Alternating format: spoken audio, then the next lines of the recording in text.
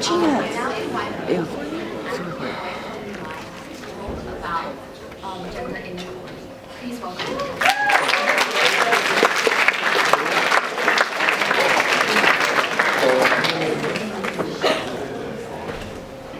Yeah, okay, so as a note, just we tried to make it not sound as sexist. It's really hard. Yeah, wow. Okay, so look around you. Who's sitting in your row? Your friends? Oh, I wouldn't know if they're your friends. But where I'm sitting, I can see long stripes of grey, and a few dots of white. But these friends you're sitting with, being your friends for a long time, gender inequality has been ingrained within us from a young age and as an ancient tradition. Men have always been given positions of more power and authority than the opposite gender, than women in society. Back in primary school, did you have more friends of the same gender or of the opposite gender?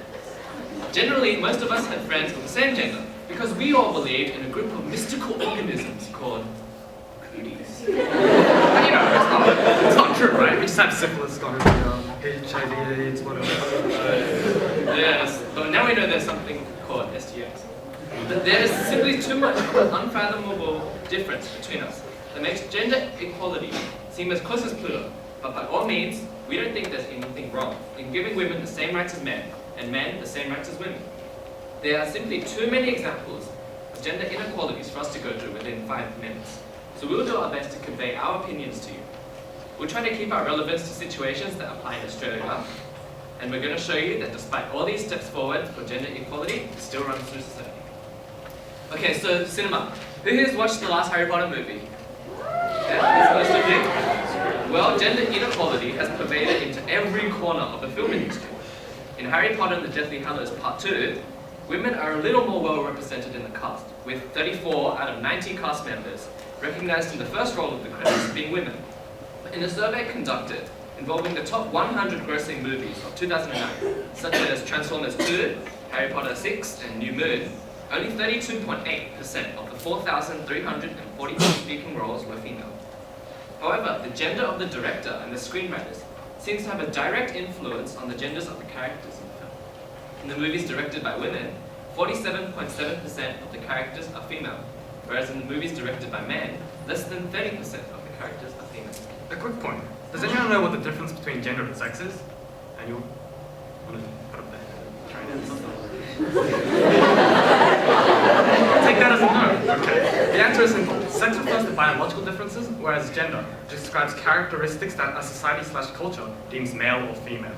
But even the physical differences between our sexes venture into the territory of gender roles and expectations, such as expecting the male in a heterosexual relationship to be physically/mentally strong. And when we have male-female toilets, if we were to truly treat each other's genders equally, we would have unisex toilets, but we don't.